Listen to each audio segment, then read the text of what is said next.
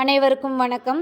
இன்றைய பதிவில் பிரதமரின் இலவச வீடு வழங்கும் திட்டத்தை பற்றி தான் பார்க்க போகிறோம். அனைவருக்கும் வீடு, அதாவது ஏழை எளிய மக்களுக்கும் வீடு கிடைக்க வேண்டும் என்ற நோக்குடன் தொடங்கப்பட்டது தான் இந்த இலவச வீடு வழங்கும் திட்டம்.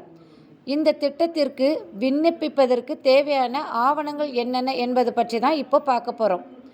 திட்டத்திற்கு தேவையான ஆவணங்கள்: அனைத்து குடும்ப உறுப்பினர்களின் ஆதார் கார்டு, ரேஷன் கார்டு, வருமானச் சான்றிதழ், passport size photo, Swachh Bharat mission பதிவு எண், தொலைபேசி எண், ஜாதி சான்றிதழ், வீட்டுமனை பத்திர நகல், பட்டா சிட்டா, மின் கட்டண ரசீது, வீட்டுவரி ரசீது, வங்கி கணக்கு புத்தக நகல், இது எல்லாமே கண்டிப்பாக தேவைப்படும்.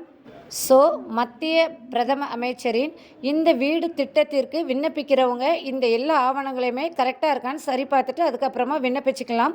இந்த மாதிரி பயனுள்ள தகவல்கள் உங்களை வந்தடைய பாக்கியம் பயனுள்ள தகவல்கள் சேனலுக்கு சப்ஸ்கிரைப் பண்ணுங்கள். உங்கள் நண்பர்களுக்கும் இந்த சேனலை ஷேர் பண்ணுங்கள். நன்றி, வணக்கம்.